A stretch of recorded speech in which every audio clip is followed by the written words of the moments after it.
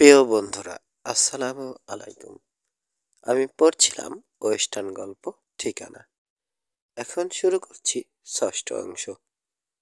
১৪। সূর্য ডোবার ঘণ্টাখানেক বাকি থাকতে ওয়েস্টমেয়ার রান্স হাউস চোখে পড়ল ওয়েন ডেব্রাইটের। দূরে ঘোড়া থামালো, নেমে আড়াল থেকে বাড়িটার উপর লক্ষ্য রাখতে লাগলো। দরজা খোলা, অথচ অনেকক্ষণ হয়ে যাবার পরও কোনো নড়াচড়া না দেখে চিন্তিত হলো।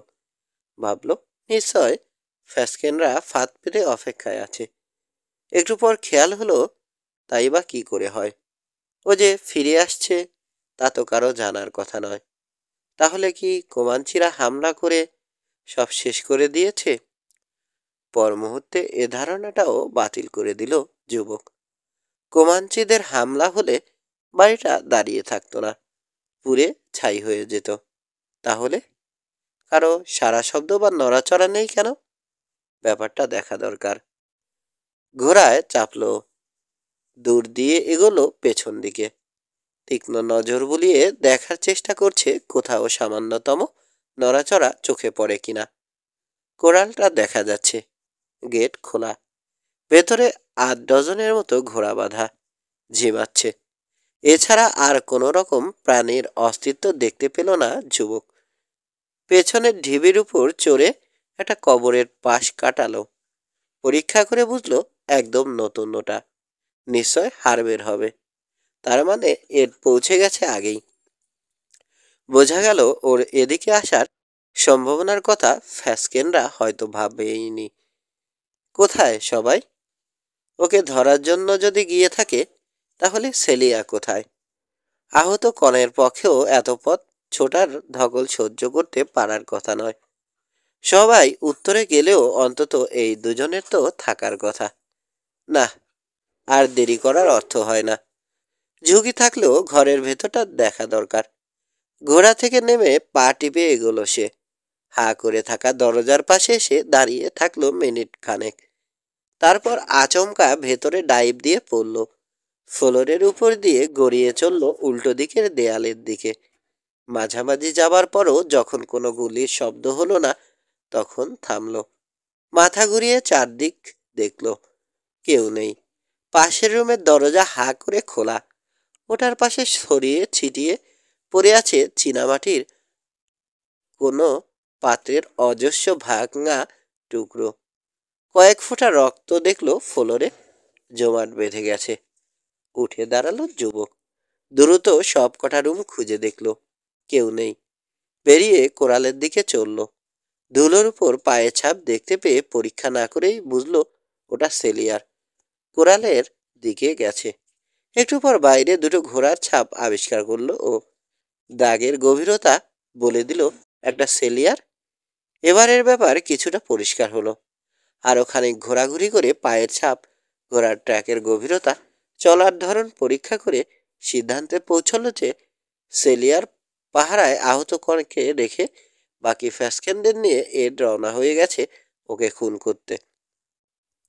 সেই সুযোগ কনকে সেই সুযোগে কনকে পিটিয়ে অজ্ঞান করে পালিয়েছে সেলিয়া, এবং জ্ঞান ফিরে পেয়ে ওর টেইল ধরে ছুটেছে কন।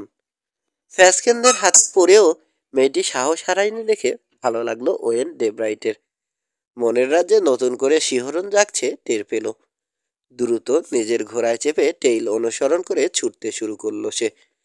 দক্ষিণ পূবে গেছে সেলিয়া, পেছন পেছন কনও গেছে সেদিকে। দিনের আলো ফুরিয়ে আসছে। মাইল তিনেক চলে এসেছে ওয়েন। হঠাৎ তৃতীয় একটা ঘোড়ার ছাপ নজরে পড়ল। ওটা এক নজর দেখেই বুঝলো নালবিহীন আসাটা খুরের ঘোড়াটার মালিক কোনো ইন্ডিয়ান। সেলিয়াকে অনুসরণ করে এগিয়েছে। যতদূর দৃষ্টি যায় তাকিয়ে ধুলো ওড়ার চিহ্ন খুঁজল যুবক, কিন্তু পেল না। অবশেষে অন্ধকার হয়ে যাওয়ায় থামতে বাধ্য হলো। এখন ছুটে লাভ নেই। হতাশ হয়ে ঘোড়া থেকে নেমে পড়ল। ধারণা হলো সেলিয়া বোধহয় আর বেঁচে নেই। ভেতর থেকে উঠে আসা এক শূন্যতা বোধ আচ্ছন্ন করে ফেলতে চাইছে, রাগও হচ্ছে সেই সাথে। এখন কিছু করার নেই দেখে ওয়েস্টমেয়ার রান্স হাউসে ফিরে চলল ভারাক্রান্ত মনে। আগের মতোই পরিত্যক্ত অবস্থায় দেখলো ওর ঘরটাকে। সাবধানে ভেতরে ঢুকলো। দেয়াশালাই জ্বালিয়ে একটা ল্যাম্প ধরালো যুবক। খাবার খুঁজে বের করে পেট পুড়ে খেলো। কফি গরম করে খেলো পরপর 3 কাপ। গলা পর্যন্ত ভরে উঠতে কোরালে এসে ঘোড়াগুলোকে পরীক্ষা করলো ভালো করে। আগের বার এগুলো ছিল না এখানে। বেশ ভালো ঘোড়া, ওয়েস্টমেয়ার ব্যান্ড। সম্ভবত কুর কুরুর অভাবে ছাড়া থাকতো ঘোড়াগুলো। ফাস্কেনরা ধরে এনে বেঁধে রেখেছে। খাবার আর পানিও দেয়া হয়েছে পশুগুলোকে। সবার সেরাটাকে বাছাই করে তৈরি করলো ডেব্রাইট। ঘরের পাশে এনে দাঁড় করালো। ওটার জায়গায় নিজেরটাকে রেখে আসার সময় হাসি পেল ওর। ফ্যাসকেনরা ফিরে যখন দেখবে যার জন্য সারা দেশ ছুটে মরেছে ওরা, সে কিনা নিজেই এসে বেরিয়ে গেছে এখান থেকে, তখন নিশ্চয় আফসোসে মাতম করবে সবাই মিলে। ফিরে এসে অতিরিক্ত একজোড়া কম্বলে অন্তত 1 সপ্তাহ খাবার দাবার গুছিয়ে নিয়ে নিল ডেব্রাইট। গান পাউডার খুঁজে বের করলো, তার সাথে লেড আর পারকাশন ক্যাপও।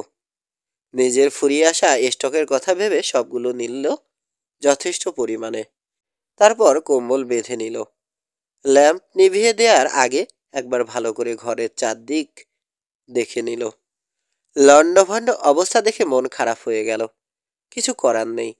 ফাস্কেন খোয়ারের শুয়োরেরা যেখানে থাকে সেখানকার অবস্থা এর কম হওয়ারই কথা নয়। ল্যাম্প নিভিয়ে বেরিয়ে এলো ও রহাউডের ল্যাস্টিং দিয়ে বাইরে থেকে দরজার খিল এঁটে দিল। তারপর যেখানে অন্ধকারের জন্য থামতে বাধ্য হয়েছিল সেদিকে এগোলো। একসময় জায়গা মতো পৌঁছলো সে। ঘোড়া পিকেটে বেঁধে কম্বল বিছিয়ে শুয়ে পড়ল। প্রচণ্ড ক্লান্ত আর অবসন্ন দেহ শোয়ার সাথে সাথে ঘুমিয়ে পড়ার কথা, অথচ ঘুম এলো না। চোখ মেলে তারাভরা আকাশ দেখতে লাগলো। নিজের দুর্ভাগ্যের কথা ভেবে ক্ষুব্ধ। সেই আশাই তো এলো, অথচ যার কথা ভেবে আসা তাকে রক্ষা করা গেল না। হয়তো কাল এড একসময় সেলিয়ার মৃতদেহ দেখতে পাবে। কথাটা ভাবতে কষ্ট হচ্ছে। মেয়েটি ওর ধারণার চেয়েও বেশি সাহস আর দীর্ঘতা দেখিয়েছে। তার এমন দুর্ভাগ্যজনক মৃত্যুর কথা ভাবাও উচিত নয়। মনে মনে শপথ উচ্চারণ করল যুবক। যদি সেলিয়ার কিছু হয় সেজন্য ফ্যাসকেনদেরই দায়ী করবেও। চরম শাস্তি দেবে হারামজাদাদের। দিনের আলো ফুটতে না ফুটতে জেগে উঠল ওয়েন ডেব্রাইড। ছোট করে আগুন জ্বালল। একটা প্যানে লেড রেখে আগুনের উপর চাপিয়ে পাশে বসল। সেলিয়ার কথা মনে পড়ছে আবার। তার সব কথা, ভঙ্গি, চাহনি সব মনে পড়ছে তার। মন বলছে বেঁচে আছে সে।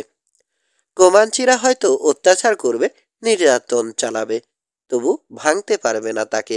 উদ্ধার করে আনতে পারলে সে আবার নতুন করে জীবন শুরু করতে পারবে বলে ওর ধারণা। ইন্ডিয়ান অধ্যুষিত এলাকায় অনেক মেয়ের জীবনেই এমন ঘটে থাকে। তারপরেও বেঁচে ফিরে সংসার করে তারা। সেলিয়াও নিশ্চয় পারবে, কারণ তার ভেতর জেদ আছে। লেড গলতে সময় নিচ্ছে খুব, তবু ধৈর্য ধরে বসে থাকলো। সামনে প্রচুর বুলেটের প্রয়োজন হতে পারে। একসময় গলে গেল জিনিসটা। স্যাডল ব্যাগ থেকে মোল্ড বের করে যত্নের সাথে বুলেট তৈরির কাজ শুরু করলো। লেট শেষ হয়ে গেলে জিনিসপত্র গুছিয়ে নিয়ে টেইল অনুসরণ করে রওনা হলো। যতটা পারল জোরে ছুটল ডেব্রাইট। মাঝে মাঝে চারদিক দেখে নিচ্ছে। অনেকটা পথ পার হয়ে দূরে শকুন দেখতে পেল, আকাশে উঠছে। আবার পাক খেতে খেতে নেমে পড়ছে। কোনো শবদেহ হবে। স্যাডল পমেল 2 হাতে মুঠো করে ধরল শক্ত করে। কে হতে পারে? সেলিয়া না কন ফাস্কেন? আরো জোরে এসপার দাবালো সে। ওকে দেখে শকুনগুলো কর্কশ্বরে প্রতিবাদ জানালো। সরে গিয়ে পথ করে দিল এগোনোর। পড়ে থাকা দেহটা দেখলো ওয়েন। না, সেলিয়া নয়। পুরুষের দেহ বোধ হয় ফাস্কেন। শরীরের কোনো অংশ আস্ত নেই লোকটার। দেখে চেহারা বিকৃত হয়ে উঠল ওর। ঘোড়া থেকে নেমে নাক টিপে কাছে এগিয়ে গেল। লোকটা উলঙ্গ অবস্থায় চিত হয়ে শোয়া, জিভ আর বিশেষজ্ঞ উধাও, পেটের উপর আগুন ধরানোর চিহ্ন। বুঝতে অসুবিধে হয় না কি ভয়ানক কষ্ট দিয়ে লোকটাকে মেরেছে ইন্ডিয়ানরা। সম্ভবত রাতভর তার চিৎকার শুনে শুনে বিরক্ত হয়ে একসময় জিভ কেটে নিয়েছে বর্বররা। সেলিয়াকে খুঁজতে শুরু করলো। তাকেও খুন করা হয়ে থাকলে নিশ্চয় আশেপাশে কোথাও দেহটা পাওয়া যাবে। কিন্তু বোঝা ঝোপঝাড়, পাথরের আড়াল সহ আশপাশের সম্ভাব্য সব জায়গায় তন্ন তন্ন করে খুঁজেও ওর কোনো চিহ্ন না পেয়ে ঘোড়ার কাছে ফিরে এলো। ট্র্যাক খুঁজে পাওয়ার আশায় চক্কর দেয়া শুরু করলো। চক্কর শেষ হওয়ার আগেই পেয়ে গেল যা খুঁজছিল। স্যাডল থেকে নেমে পরীক্ষা করলো ডেব্রাইট। ইন্ডিয়ানদের নালবিহীন 6টা ঘোড়ার ট্র্যাক চিনতে পারল। সেলিয়ার ঘোড়াও ওদের সাথে এগিয়েছে। দাগের গভীরতা দেখে মনে হচ্ছে মেয়েটিকে বয়ে নিয়ে গেছে ওটা। টেইল অনুসরণ করে ঘোড়া ছোটালো। উত্তরে কিছু দূর গিয়ে সামান্য পশ্চিমে সরে চলে গেছে টেইল। কয়েক মাইল এগিয়ে নিশ্চিত হলো ফলস টেইল নয়, এটা আসল। থেমে ভাবতে শুরু করলো। করণীয় সম্বন্ধে সিদ্ধান্ত নেওয়ার সময় এসে গেছে। একার পক্ষে মেয়েটিকে উদ্ধার করা কতটা অসম্ভব তা ভালো করেই বুঝতে পারছে ও। 6 ইন্ডিয়ান যোদ্ধার হাতে পড়েছে সে, কিন্তু টেইল দেখলে বোঝা যায় ওকে নিয়ে নিজেদের ক্যাম্পের দিকে গেছে বেটারা। ওখানে কতজন আছে জানা না থাকলেও কয়েকশো হওয়াই স্বাভাবিক। এই মুহূর্তে কয়েকটা সম্ভাবনার কথা মনে হচ্ছে ওর। প্রথমটা হলো কাছের শহর কোমাঞ্চি ওয়েলস থেকে সাহায্য আনার চেষ্টা করা, কিন্তু ওখানে তা পাওয়া যাবে বলে মনে হয় না। ওখানকার সবাই ফ্যাসকেনদের ভয় পায়। ফ্যাসকেনরা ওয়েনকে ধরতে চায় কথাটা তারা জানে। সবচেয়ে বড় কথা মেয়েটি ওখানে অপরিচিত বলে ফ্যাসকেন অথবা ইন্ডিয়ান কারো বিপক্ষে যাওয়ার আগ্রহ দেখাবে না কেউ। দ্বিতীয়ত 200 মাইল দূরের রেঞ্জার ব্যারাকে গিয়ে সাহায্য চাওয়া, কিন্তু অতদূর যেতে আসতে যে সময় লাগবে তাতে সাহায্য পেলেও তা কাজে লাগার আশা ক্ষীণ। দুটোই বাতিল করে দিয়ে তৃতীয় সম্ভাবনাটা নিয়ে ভাবতে বসলো ও। সেটা হচ্ছে ফ্যাসকেনদেরই সাহায্য নেওয়া। ওরা যে স্বেচ্ছায় আসবে না তা খুব ভালো জানে ও।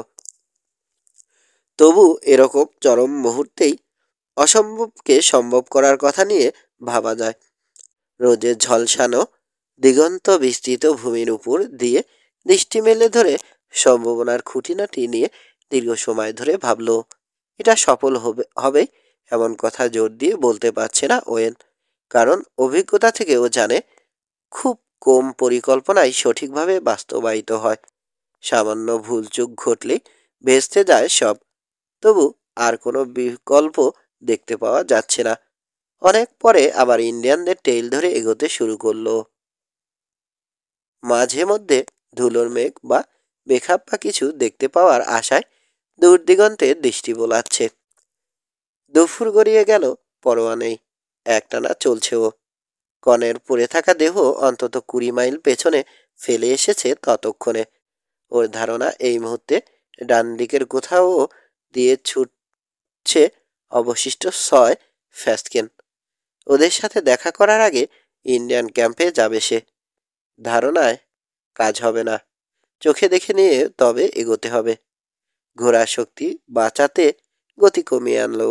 সরাসরি প্রান্তরের উপর দিয়ে না চলে টেইলের রিয়ারিং নিয়ে ঘুরপথে নিচু জায়গা দিয়ে এগোলো। অবশেষে বিকেলের দিকে পশ্চিমের একটা ব্লাফের আড়াল থেকে ধুলো আর ধোয়ার মিলিত কুয়াশা দেখতে পেল।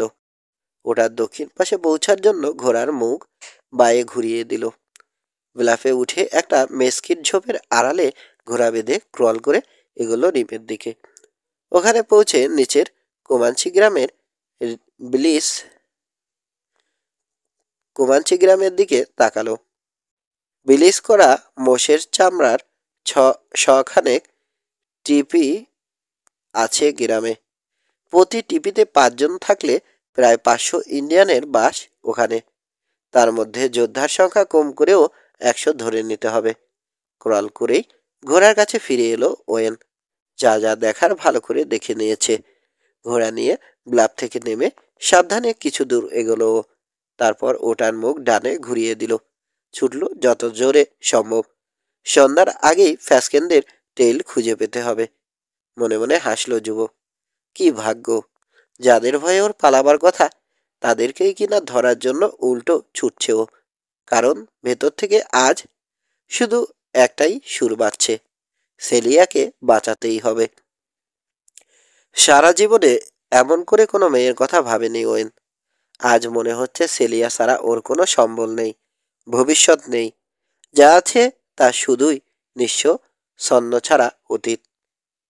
এই বাস্তব। মানুষের জীবনে অবধারিতভাবে এমন একটা সময় আসে যখন কাউকে সে একান্ত আপন করে পেতে চায়, ঘর বাঁধতে চায়, চায় পরিবার গড়তে। এভাবে একসময় মরে গিয়েও পরবর্তী বংশধরদের মাঝে বেঁচে থাকে সে অনন্তকাল। যেমনভাবে বেঁচে আছে পূর্বপুরুষেরা। ওয়েনের মাঝে ওর বাবা।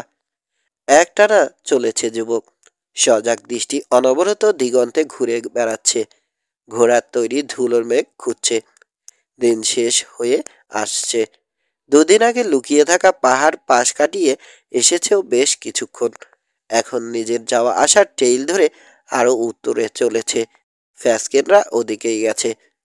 সূর্য ডুবে আকাশ কালচে পাথরের রং ধরেছে।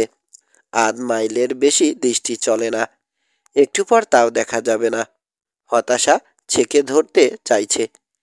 একটা শুকনো খাত পার হলো। তখনই দূরে একটা ধুলোর মেঘ নজরে পড়ল। এগিয়ে আসছে এদিকে। একটু পরেই দেখলো 6টা ঘোড়া রিজের উপর উঠে এসেছে। উত্তেজিত রাইডারদের দেখা যাচ্ছে। উত্তরে গিয়ে ওয়েনের ফিরতি ট্রাক দেখে বিভ্রান্ত হয়ে ফিরে আসছে লোকগুলো। আগেই দাঁড়িয়ে পড়েছে ও। সন্দেহ হচ্ছে মাথা মোটার দল ওকে না দেখেই চলে যায় কিনা। ঝুঁকি থাকলেও নিশ্চিত হওয়ার জন্য রাইফেলে বুলেট ভরল। ছুটন্ত ফ্যাসকেনদের মাথার উপর দিয়ে গুলি করতে যাচ্ছিল। এমন সময় ওদের একজনকে হাত নাচিয়ে ওর দিকে অন্যদের দৃষ্টি আকর্ষণ করতে দেখল। অনেকটা এগিয়ে এসেছে রাইডাররা। গুলি করল যুবক। নিস্তব্ধ প্রান্তর কেঁপে উঠল। পর মুহূর্তে ঘোড়ার মুখ ঘুরিয়ে শুকনো খাতে নেমে পড়ল। ওদিক থেকে গুলির উত্তর আসতে শুরু করেছে। খাত ধরে খানিকটা এগিয়ে বাঘ ঘুরে বোল্ডারের আড়াল নিয়ে উপরে উঠে এলো সে। ঘোড়া ঊর্ধ্বশ্বাসে ছুটিয়ে দিল। পেছন থেকে ফ্যাসকেনদের উত্তেজিত কথা আর হাঁক ডাকের আওয়াজ পাওয়া যাচ্ছে। আর চিন্তা নেই, ওয়েনকে কোণঠাসা করতে পেরেছে। তাড়া করে ধরাই শুধু বাকি। এখন থেকে এই এক ভাবনা আচ্ছন্ন করে রাখবে ব্যাটাদের। অন্ধের মতো ছুটতে থাকবে প্রতিশোধের নেশায় মত্ত হয়ে। অন্ধকার হয়েছে অনেকক্ষণ। গতি কিছুটা কমিয়ে এগোচ্ছে ডেব্রাইট। মাঝে মাঝে কান পেতে পেছন থেকে তাড়া করে আসার শব্দ শোনার চেষ্টা করছে। মাঝে মধ্যে ঝোপ ঝাড় পিটিয়ে নিজের অবস্থান জানান দিচ্ছে, যাতে ওরা পথ হারিয়ে না ফেলে। আজব এক খেলায় মেতেছে যুবক। নিরাপদ দূরত্বে থেকে ফ্যাসকেনদের ছোটায় ব্যস্ত রাখতে হবে, যাতে তারা ওকে ধরে ফেলতে না পারে, আবার হারিয়েও না ফেলে। সারা রাত এভাবেই পার করে দিতে হবে। অথচ একটা না ছোটালে ঘোড়া ক্লান্ত হয়ে পড়বে। ওদেরগুলো হলে ক্ষতি নেই, কারণ যতক্ষণ পরম শত্রুকে ধরার আশা থাকবে ততক্ষণই ছুটবে ওরা। তাতে যদি পশুগুলো দম ফুরিয়ে মাটিতে লুটিয়ে পড়ে ভ্রুক্ষেপও করবে না। কিন্তু ওয়েনের ঘোড়ার সে দশা হলে চলবে না। সকাল হলে এটাকে কয়েক গুণ বেশি পরিশ্রম করাতে হবে। যতটা সম্ভব শক্তি বাঁচিয়ে রাখার চিন্তা করতে হচ্ছে। তাই পশুটাকে খানিক বিশ্রামের ব্যবস্থা করে দেবার চিন্তা মাথায় ঘুরপাক খাচ্ছে। কিছুক্ষণ পর ঘোড়ার গতি বাড়িয়ে দিয়ে 1 মাইলের মতো ছুটল। তারপর থেমে কান পাতল। পেছন থেকে ফ্যাসকেনদের সারা শব্দ আসছে না। ঘোড়া থেকে নেমে স্যাডেলের পেটি কিছুটা ঢিলা করে দিল, যাতে পশুটা বিশ্রাম পায়। তবে স্যাডেল নামালো না। কান খাড়া রেখে বসে সে ভাবার চেষ্টা করল, এই অবস্থায় ফ্যাসকেনরা কি করতে পারে। ওরা বোকা নয়। যখন শত্রুকে হারিয়ে ফেলেছে বুঝবে তখন থেমে যাবে। ঘোড়াগুলোকে খানিক বিশ্রাম দেবে, তারপর অ্যাম্বুশে পড়ার ঝুঁকি নিয়েও ছড়িয়ে পড়বে সবাই। একা একা এগোবে। ওদের এখন একটাই চিন্তা, শত্রুর ধ্বংস সাধন। তাতে যদি সবাইকে মরতে হয় তাও সই। ওরা আসবে নিশ্চিত হয়ে ঘোড়ার স্যাডলের পেটি ধরে সতর্ক অবস্থায় বসে আছে ওয়েন ডেব্রাইট। সময় পেরিয়ে যাচ্ছে। এক সময় অস্বস্তি জাগল ওর, কিন্তু দূর করে দিল তা। কেউ এসে পড়লে ঘোড়ায় সতর্ক করে দেবে। হালকা ম্লান দেখাচ্ছে কুয়াশায় ম্লান দেখাচ্ছে আকাশ ভরা তারার আলো। দূরের এক পাহাড় থেকে এক পাল কয়টির ঝগড়া ঝাঁটির শোরগোল ভেসে এলো। কাছাকাছি কোথাও থেকে একাকী একটা তার জবাবে ডেকে উঠল। ডানা ঝাপটে অচেনা এক রাতের শিকারী পাখি উড়ে গেল নিচু দিয়ে। হঠাৎ আড়ষ্ট হয়ে গেল ঘোড়া।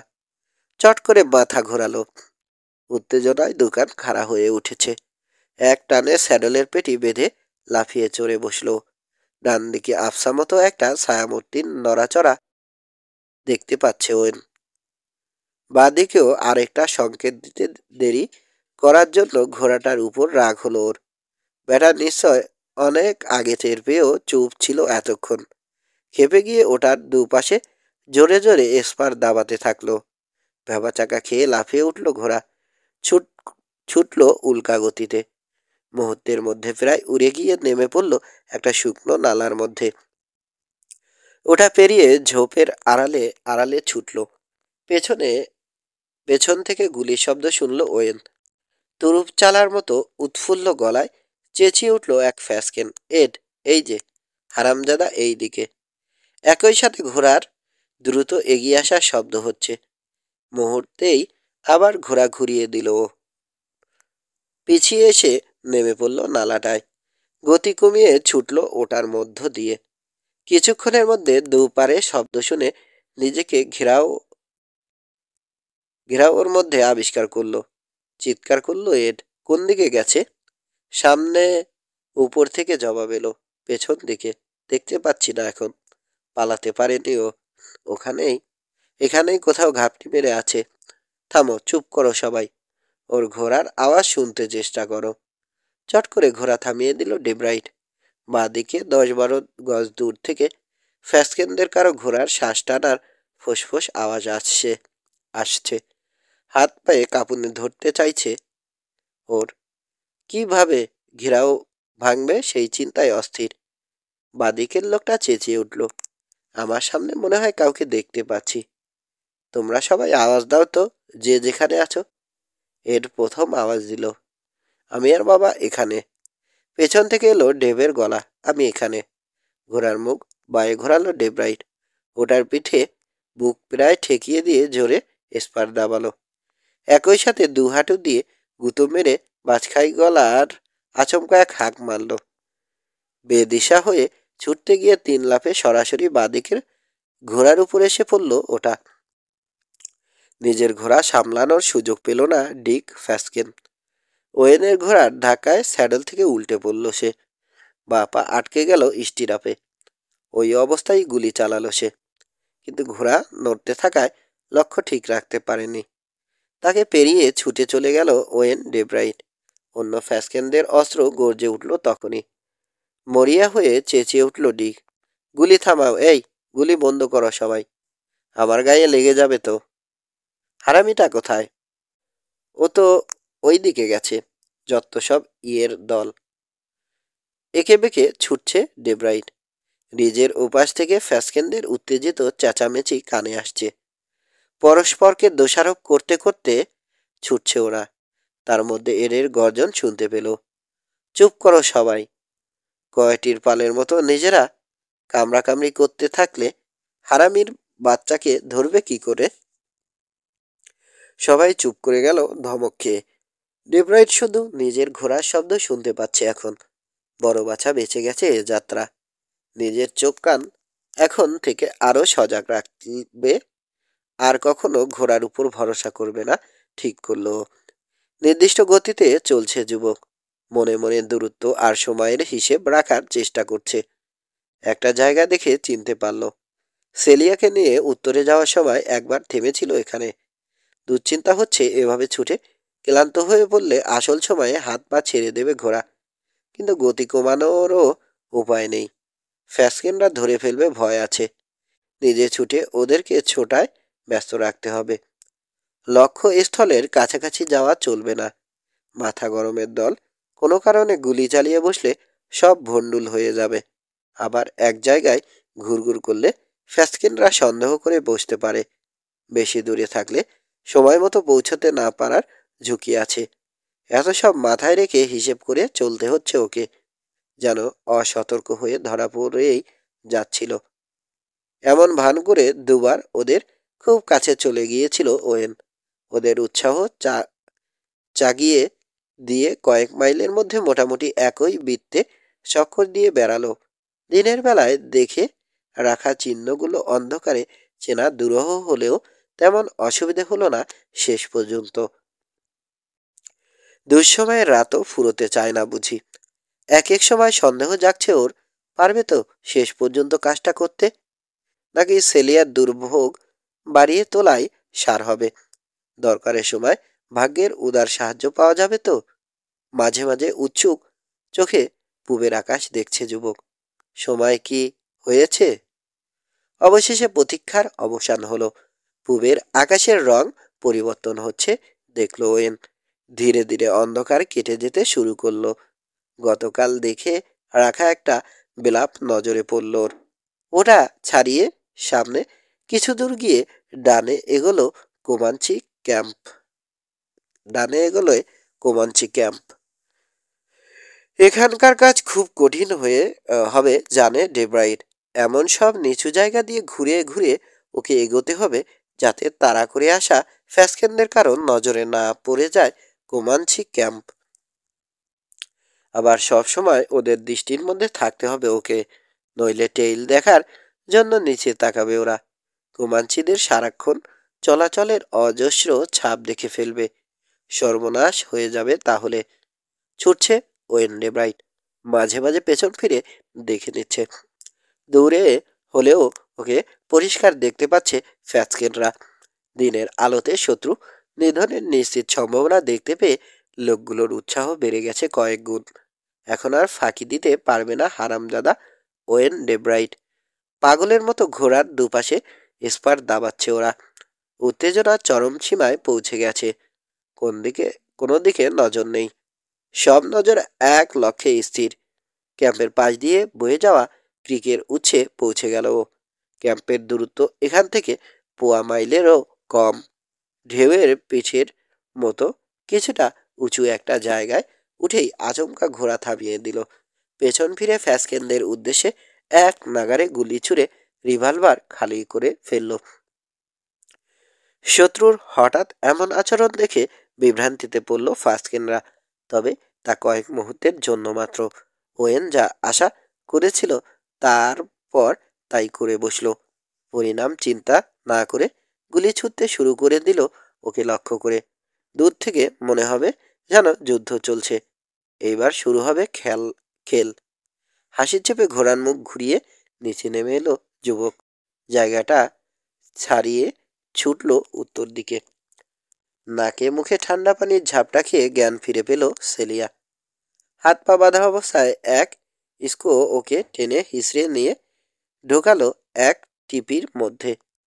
ইস্কোটা ওর থেকে অন্তত 10 বছরের বড় হবে। র হাইট দিয়ে ওকে পিচমোড়া করে কষে বাঁধল সে। কোমাঞ্চি ভাষায় খানিক দুর্বোধ্য গালিগালাজ করল। তারপর ওর গায়ে থুতু ছিটিয়ে বেরিয়ে গেল। কনের মতো ওকেও খুন না করার কারণটা এবার বুঝল সেলিয়া। নিশ্চয় যোদ্ধাদের কেউ ওকে তার ইস্কো বানানোর ইচ্ছা প্রকাশ করেছে। আর এটি তারই বর্তমান ইস্কো। তাই ভাবি সতীন হিসেবে ওর সাথে দুর্ব্যবহারের খানিকটা নমুনা দেখিয়ে গেল। এখানে পৌঁছার আগে পর্যন্ত যে ওর সাথে খারাপ ব্যবহার করা হয়নি তার কারণও বুঝতে পারল। প্রথমে যোদ্ধারা কনকে নিয়ে ব্যস্ত ছিল। তারপর যখন ওর পালা এলো ততক্ষণে জ্ঞান হারিয়েছে সেলিয়া। বাঘের হাত থেকে বেঁচে ও যে কুমিরের হাতে পড়েছে তা বুঝতে বাকি রইল না। লি ফ্যাসকেনের বদলে কোনো এক কোমাঞ্চি যোদ্ধা ওর বড় হয়ে বসবে। ছেলেপুলে হবে আধা ইন্ডিয়ান। সময়ের সাথে একদিন ও নিজেও ইন্ডিয়ান হয়ে যাবে হয়তো। বাতিল স্কোয়াটা অবস্থান হারানোর জন্য ক্ষিপ্ত হয়ে কিছুদিন ওর সাথে দুর্ব্যবহার করবে, পেটাবে, সমস্ত কাজ ওকে দিয়ে করাবে, খেতে পড়তে ঠিক মতো দেবে না। এসব পরীক্ষায় যদি ঠিক ঠিক উতরে যেতে পারে তাহলে হয়তো ওকে খুন করা হবে না, সম্ভবত অত্যাচারও করা হবে না। ঘটনাচক্রে হয়তো কোনোদিন উদ্ধার পেয়ে যাবে। ইন্ডিয়ান ক্যাম্প থেকে এভাবে মুক্ত হওয়া অনেক মেয়ের কথা শুনেছে ও। নানান ভাবনায় দিন পেরিয়ে গেল ওর। কেউ এসে বাঁধন খুলল না বা খেতেও দিল না। অবশেষে সেই স্কোয়া এসে ঢুকলো টিপিতে। হাত পায়ের বাঁধন খুলে দিয়ে লম্বা রহাইট ফালির এক মাথা ওর গলায় বাঁধল, অন্য মাথা হাতে ধরে কুকুরের মতো টেনে নিয়ে চলল পানির কাছে। সেখানে হাঁটু মুড়ে বসে হাত দিয়ে তুলে পানি খেতে বাধ্য করল।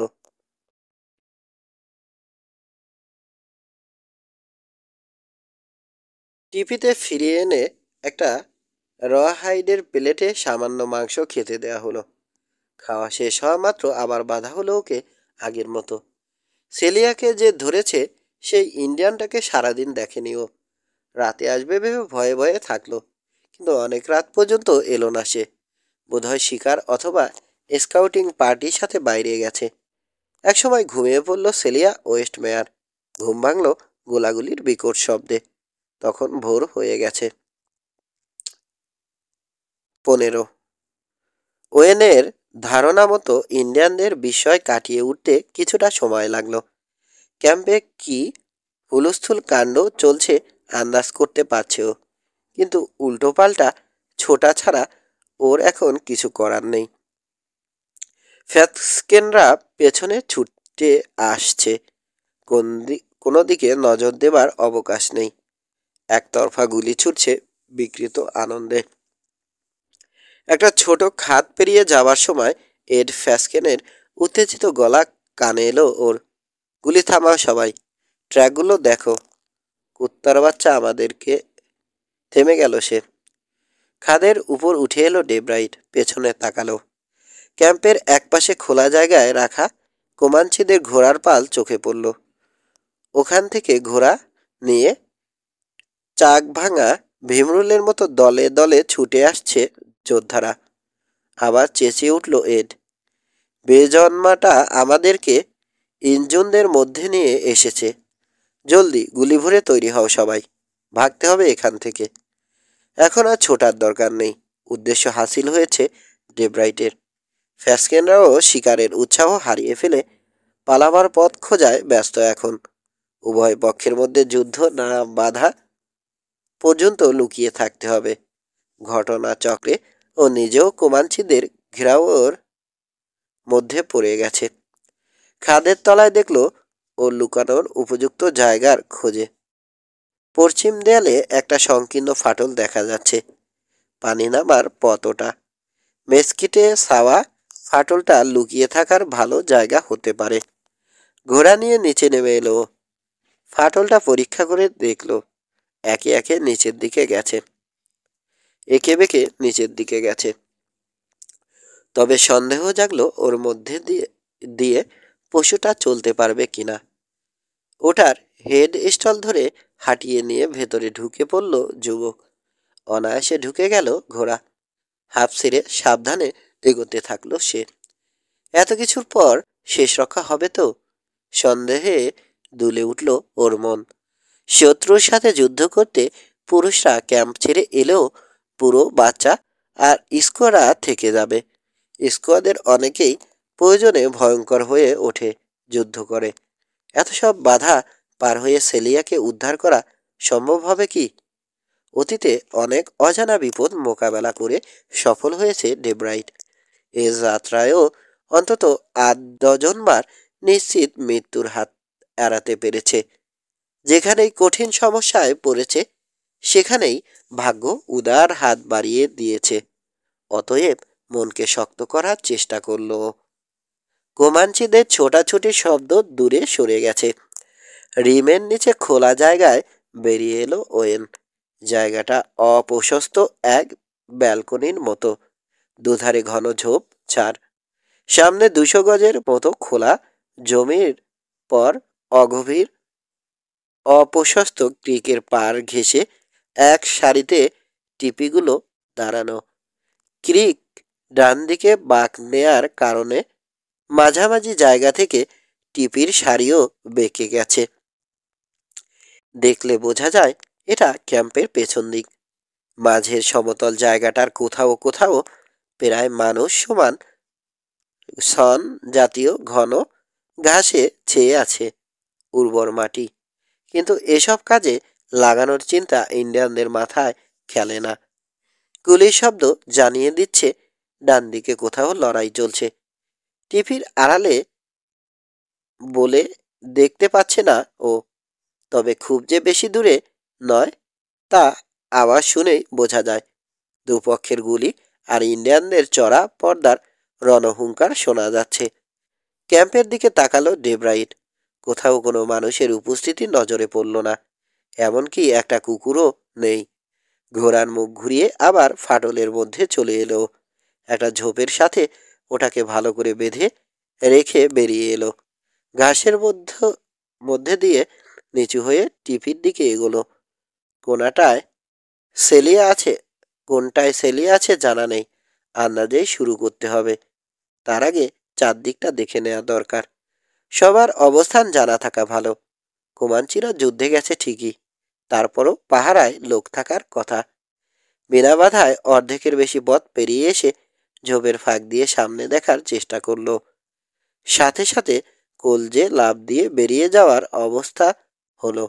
একেবারে সামনের ফাঁকা জায়গায় ওর নড়াচড়া দেখছে এক কোমাঞ্চি। বয়সে তরুণ, তাই যুদ্ধে যাওয়ার বদলে ক্যাম্প পাহারার কাজে রয়েছে।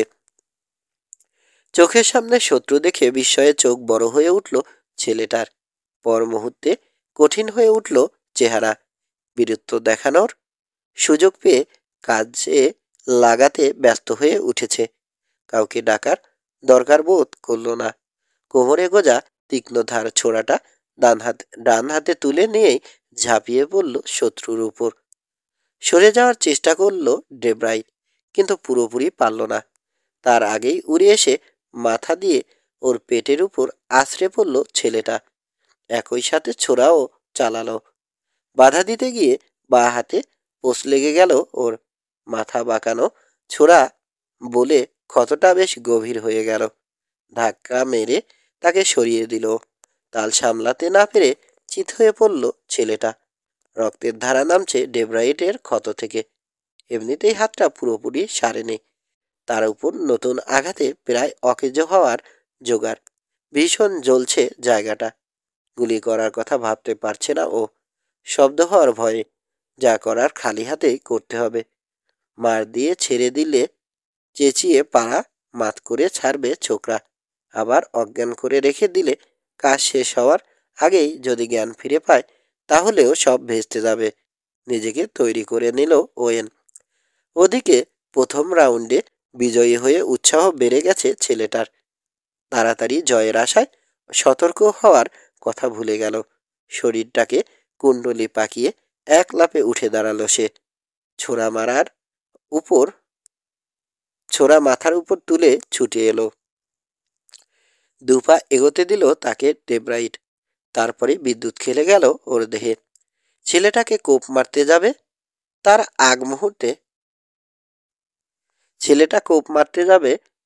আগ মুহূর্তে সোরাশুদ্ধ ওর হাতের কবজি ধরে ফেললো শক্ত করে। হাতে আচমকা টান পড়ায় দাঁড়িয়ে পড়ল সে। প্রচণ্ড জোরে হাত মুচড়ে ধরল ওয়েন। ব্যথা পেয়ে সামনে ঝুঁকে এলো ছেলেটার মাথা।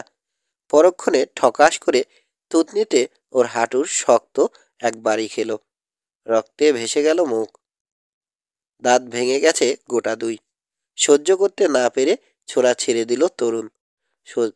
মাথা সোজা হয়ে গেল তার। চোখে আতঙ্ক। হাত ছাড়ানোর জন্য জোর খাটাচ্ছে, টানছে, বা হাত চালাচ্ছে সমানে। চট করে বা হাতে মাটি থেকে ছোড়াটা তুলে নিল ওয়েন। ছেলেটা হা করেছে চিৎকার দেবে বলে, কিন্তু পারল না। গ্যাস করে ওর বুকে ছোড়াটা গেঁথে দিল সে। বুক চেপে ধরে বসে পড়ল ও তীব্র ব্যথায়। তার হাত ছেড়ে দিল ডেব্রাইট। নেতিয়ে পড়ল সেটা ধপ করে। ছেলেটার উদম পেট, পরনের ব্লিস ক্লাউড রক্তে লাল হয়ে যাচ্ছে। তীব্র ঘৃণা নিয়ে শত্রুকে দেখল ছেলেটা একবার। বুকে গাঁথা ছোড়ার বার দুহাতে ধরে বের করার জন্য টানল বার দুই। পর মুহূর্তে কাত হয়ে ঢলে পড়ল। দ্রুত এদিক ওদিক দেখে নিল ওয়েন ডেব্রাইট। ধারে কাছে আর কেউ থাকলে নিশ্চয় ছুটে আসবে, কিন্তু এলো না। দূরে যুদ্ধের তুমুল আওয়াজ শোনা যাচ্ছে কেবল। কতক্ষণ টিকতে পারবে ফ্যাসকেনরা কে জানে। এদিকে মূল্যবান সময়ের কিছুটা এর মধ্যেই নষ্ট হয়ে গেছে। কাজেই আর দেরি না করে এগোলো ডেব্রাইট। প্রথম টিপির পাশে বসে চামড়ার দেয়ালে কান পাতল। কোনো সারা শব্দ নেই ভেতরে। বেল্টের খাপ থেকে ছুরি বের করে প্রায় নিঃশব্দে ছোট একটা ফুটো করলো দেয়ালে। ভেতরে তাকালো। না, আসলেই কেউ নেই। এবার টিপি ঘুরে সামনে এসে উকি দিল। ডান দিকের মোড় পর্যন্ত কোনো মানুষের চিহ্ন নেই। পানির ধারেও কেউ নেই। রাস্তার দিকে এগোলো, তবু কাউকে দেখা গেল না। রাস্তা পার হয়ে ক্রিকের পাড়ে চলে এলো। একটা ঝোপের আড়ালে দাঁড়ালো। এবার দেখা যাচ্ছে ছেলেবুড়ো স্কোয়া, এমনকি তাদের পেছন পেছন কুকুরগুলো পর্যন্ত এক ব্লাফে চড়ে পশ্চিমে তাকিয়ে যুদ্ধ দেখছে। টিপির শাড়ির দিকে তাকালো সে আবার। যেখানে ক্রিক ডানে বাঁক নিয়েছে, তার সোজাসুজি একটা টিপির সামনে এসে স্কোয়া বসে আছে। সোজাসুজি একটা টিপির সামনে এক স্কোয়া বসে আছে, গলা বাড়িয়ে পশ্চিম দিকে দেখছে। সন্দেহ হলো যুবকের। সবাই গেল, ও গেল না কেন? শাড়ির পেছনে চলে এলো ডেব্রাইট। মনে মনে টিপিটার অবস্থান আন্দাজ করে এগোলো পা টিপে। সেখানে পৌঁছে ছুরি দিয়ে লম্বা করে ফেরে ফেললো পেছনের চামড়ার দেয়াল। ভেতরে উকি দিয়ে থমকে গেল। হাত পা বাঁধা অবস্থায় এদিকে পিঠ দিয়ে মাটিতে পড়ে আছে সেলিয়া ওয়েস্ট মেয়ার। সতর্ক পায়ে ভেতরে ঢুকে পড়ল যুবক। পেছন থেকে আলো পড়তে দেখে মাথা ঘুরিয়ে দেখতে পেল মেয়েটি। প্রায় ডাইভ দিয়ে তার উপর পড়ল ও। সেলিয়ার চোখ ছানাবড়া হয়ে উঠেছে। বা হাতের তর্জনী ঠোঁটের উপর খাড়া করে রেখে ডান হাতে তার মুখ শক্ত করে চেপে ধরল। ধীরে ধীরে চাউনি স্বাভাবিক হয়ে এলো মেয়েটির। এবার দ্রুত ওর হাত পায়ের বাঁধন কেটে দিল ওয়েন। রক্ত জমে যাওয়া পা স্বাভাবিক করার জন্য ডলতে শুরু করলো মেয়েটি। মুখ তুলে ওকে দেখছে। হঠাৎ যুবকের পেছনে সরে গেল নজর। আতঙ্ক দেখা দিল চোখে। মুখ হাও হয়ে যাচ্ছে। ঝট করে ঘুরল ওয়েন। বাইরে সেই স্কোয়া নিঃশব্দে ওর পেছনে এসে দাঁড়িয়েছে। দুহাতে মাথার উপর বড়সড় একখণ্ড পাথর ধরে আছে। নড়ে উঠল যুবক। বিদ্যুৎ গতিতে ডান হাত চালালো। ছুরিটা আমূল গেঁথে দিল তার বুকে। ফলাফল দেখার জন্য দাঁড়ালো না। সেলিয়ার হাত ধরে বাইরে বেরিয়ে এলো পেছন দিয়ে। কয়েক পা গিয়ে ওর মনে হলো মেয়েটি টলছে। ঘুরে তাকালো। হাঁটতে পারবে? পারবো বোধ হয়। তাহলে আমার পেছন পেছন এসো। আমি যা করি তুমিও তাই করবে। উজ্জ্বল আলোয় চোখ সয়ে আসতে এদিক ওদিক তাকালো সেলিয়া। দৃষ্টি বিভ্রান্ত হয়ে উঠছে। আর সবাই কোথায়? তাকালো যুবক। কিসের আর সবাই? তোমার সঙ্গীরা? গুলির শব্দ শুনছি যে। ম্লান হাসল ওয়েন। আমার কোনো সঙ্গী নেই। ফ্যাসকেনদের গুলির আওয়াজ শুনছো তুমি।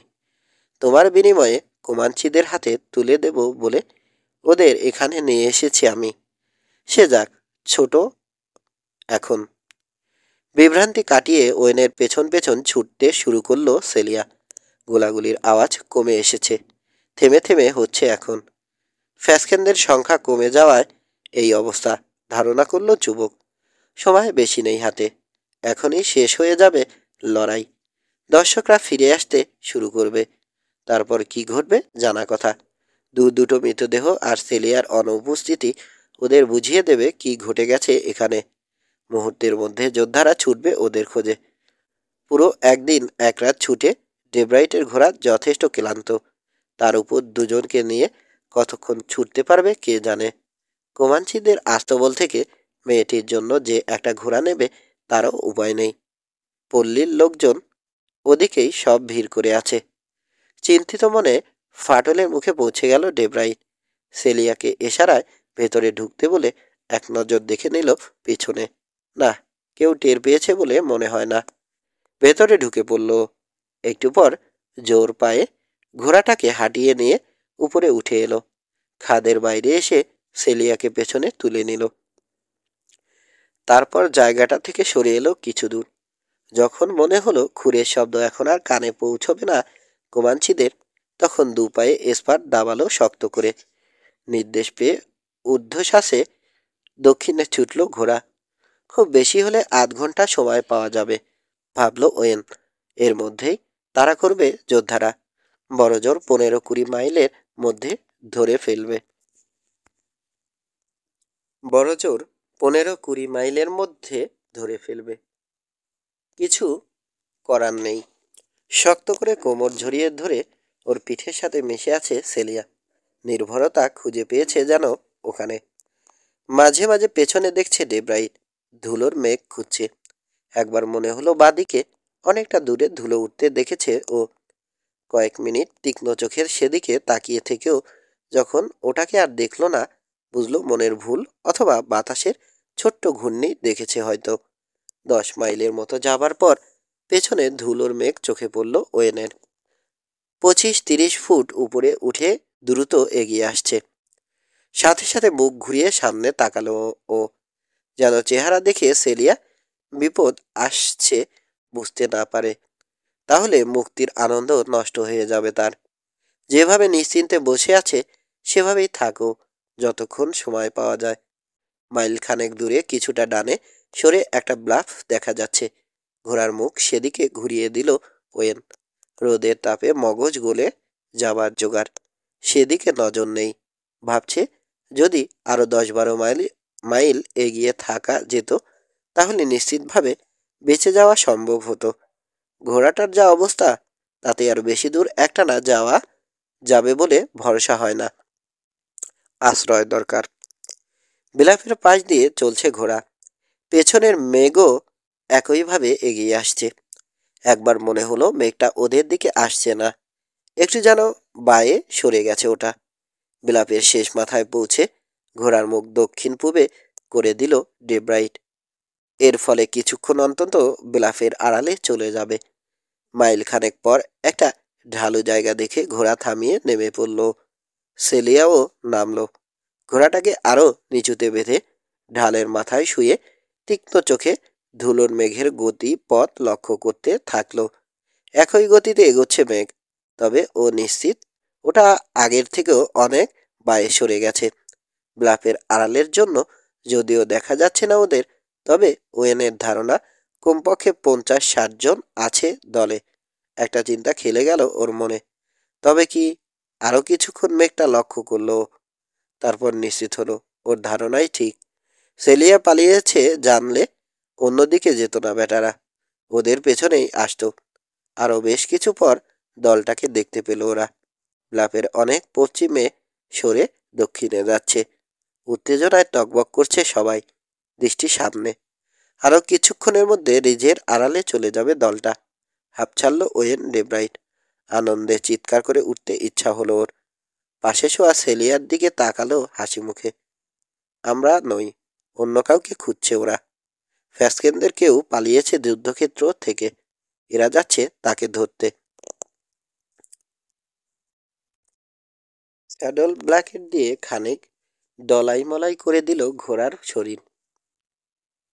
স্যাডল ব্ল্যাঙ্কেট দিয়ে খানিক ডলাই মালাই করে দিল ঘোড়ার শরীর। অনেক খেটেছে বেচারি। এখনই রওনা হওয়ার তাড়া নেই, তাই ওটাকে চড়ে বেড়ানোর সুযোগ দিল। সেলিয়া আগাগোড়া চুপচাপ কিন্তু ওর চোখ যে ঘুরে ফিরে তাকেই দেখছে সে কথা বেশ বুঝতে পারছে ডেব্রাইট। ভবিষ্যতের কথা ভাবছে মেয়েটি, অত দূরের নয়। ওয়েন ভাবছে অন্য কথা, এখনকার কথা। কয়েকদিন ধরে পরিত্যক্ত অবস্থায় পড়ে থাকা সেলিয়া রান্স হাউসটা হয়তো সেলিয়া গিয়ে আর দেখবে না। যদি এখনো খাড়া থেকে থাকে আর বেশিক্ষণ থাকবে না। পলায়ন পর ফ্যাসকেনদের তাড়া করে গিয়ে ঠিকই ধ্বংস করে দেবে কোমাঞ্চিরা। 2 ঘন্টা বিশ্রাম দিয়ে আবার ঘোড়া ছোটালো যুবক। আগের মতোই পেছনে বসিয়ে নিয়েছে সেলিয়াকে। অনেক মন্থর গতিতে চলছে এখন, তবু ওকে শক্ত করে দুহাতে পেঁচিয়ে ধরে রেখেছে মেয়েটি, যেন হৃদয়ের উষ্ণতা দিয়ে ওর মন গলাতে চাইছে। সূর্য পশ্চিমে ঢলে পড়েছে। আস্তে আস্তে স্বাভাবিক হয়ে উঠছে সেলিয়া। একটা দুটো কথাও বলছে এখন। বাবা, ভাই, এলভিস, এমনকি অনেক আগে মারা যাওয়া মায়ের কথা, নিজের ছোটবেলার নানান স্মৃতির কথাও বলল ওয়েনকে। আকাশের রং বদলের সাথে সাথে দুজনের মনের রঙও বদল হতে থাকলো। দিনের আলো শেষ হয়ে এসেছে। দুজনের প্রতি দুজনের আকর্ষণ বেড়ে চলেছে প্রতি মুহূর্তে। রান্স হাউসের অনেক কাছে চলে এসেছে ওরা। আর বড়জোর 6-7 মাইল যেতে হবে। হঠাৎ গুলির আওয়াজ শুনল ডেব্রাইট। একসঙ্গে 20-25টা রাইফেলের গর্জন। তারপর আবার বিচ্ছিন্ন গুলির শব্দ, থেমে থেমে। মনে হলো ওগুলো এদিকেই আসছে। বিষণ্ণ হয়ে উঠল ওয়েনের চেহারা। ওর ধারণা পলাতক ফ্যাসকেনকে ইন্ডিয়ানরা ধরে ফেলেছে রাঞ্চে পৌঁছে। আসলে এখান থেকেই আসছে আসলে ওখান থেকেই আসছে গুলির শব্দ। বাতাসের জন্য মনে হচ্ছে শব্দগুলো এগিয়ে আসছে। আরো মাইল খানেক এগোনোর পর নিশ্চিত হলো, না, রান্স হাউস নয়। শব্দ এখন অনেক কাছের কোথাও থেকে আসছে। ভুরু কুঁচকে উঠল ওর, বিভ্রান্ত। কোমাঞ্চি ওয়েলস থেকে পাশে এলো নাকি? ঘোড়ার গতি কমিয়ে দিল। বাদিকে নজর গেল। দেখতে পেল রিজ পেরিয়ে উত্তরে ছুটে পালাচ্ছে কোমাঞ্চি দলটা। সন্ধ্যার অন্ধকার আকাশের জমিনে ছুটন্ত পুতুলের মতো দেখাচ্ছে ওদের। ঘোড়ার মুখ সেদিকে ঘুরিয়ে দিল ও। কি ঘটেছে জানা দরকার। 50 জন ইন্ডিয়ানকে তাড়িয়ে নিয়ে যাওয়া অল্প স্বল্প লোকের কাজ নয়। উন্নত অস্ত্রশস্ত্র নিয়ে অন্তত 20-25 জনের দল হতেই হবে। কারা হতে পারে ওরা? গুলি থেমে গেছে। ইন্ডিয়ানদের আর দেখা যাচ্ছে না। ইন্ডিয়ানদেরও আর দেখা যাচ্ছে না। চিন্তিত মনে রিজের উপর উঠে এলো ওয়েন। সামনে তাকিয়ে যা দেখলো তা এখানে এ মুহূর্তে দেখার কথা কল্পনাতেও ছিল না ওর। গোটা একটা রেঞ্জার ক্যাম্প। কোমাঞ্চিদের ধাওয়ার কাজ রাতের মতো তুলে রেখে তাঁবু খাটাতে ব্যস্ত। কয়েক জায়গায় আগুন জ্বালানো হয়েছে। ঘাবড়ে গিয়ে কাঁপতে শুরু করলো সেলিয়া। ওর পিঠে মুখ গুজে জড়িয়ে ধরল শক্ত করে। অভয় দিয়ে মৃদু কণ্ঠে বলল ডেব্রাইট, ভয়ের কিছু নেই। ওটা রেঞ্জার ক্যাম্প। মনে হচ্ছে এ যাত্রা বেঁচে গেছি আমরা। একটু পর ক্যাম্পের দিকে চলল ওরা।